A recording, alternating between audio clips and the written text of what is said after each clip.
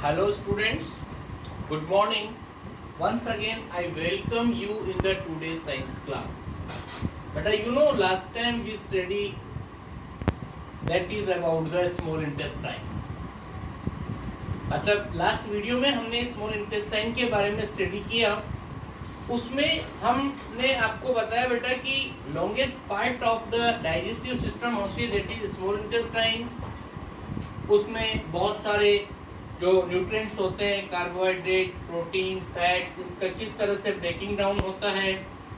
और इसके बाद हमने आपको बताया था कि बाइल जूस और जो पैंक्रियाटिक जूस होते हैं वो डाइजेशन में हेल्प देते हैं. लेकिन उसके आगे की बात बता रहा हूँ मैं आपको, ध्यान से सुनना.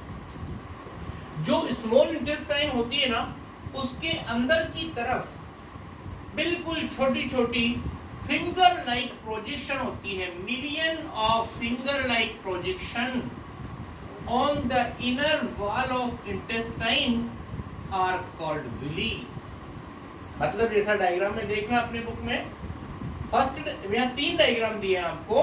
डायग्राम में देखना विली इन स्मॉल इंटेस्टाइन.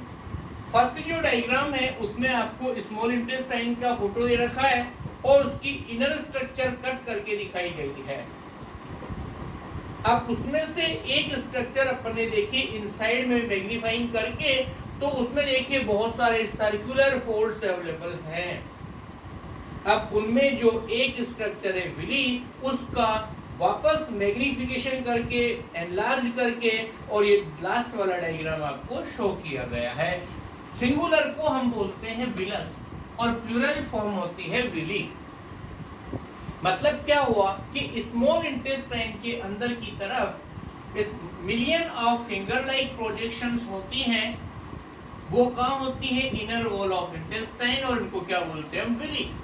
और विली प्लूरल टर्म है, सिंगुलर टर्म होगी विलस. अब ये क्या करती है? सुनो, इसका फंक्शन बता रहे हैं.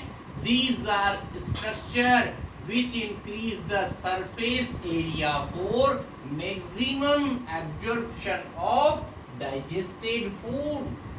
हमने आपको बताया कि डाइजेशन का काम स्टोमक में भी होता है और बाकी बचा हुआ जो डाइजेशन है वो स्मॉल इंटेस्टाइन में होता है.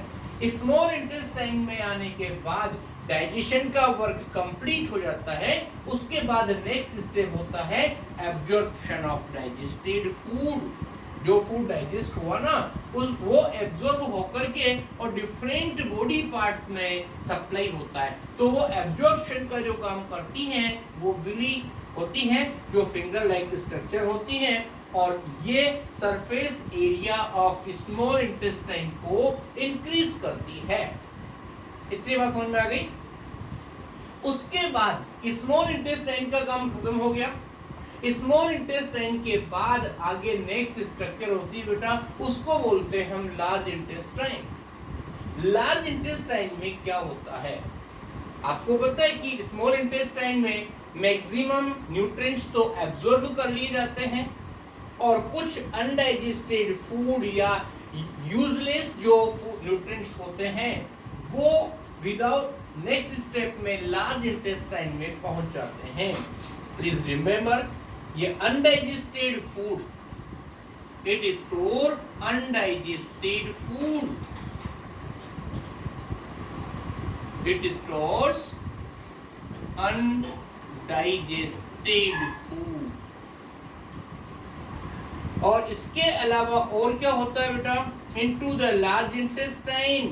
और यहाँ पर क्या होता है? Reabsorption of water and important salt. देखो लार्ज इंटेस्टाइन का फंक्शन क्या होता है? सबसे important part, please look here, that is the function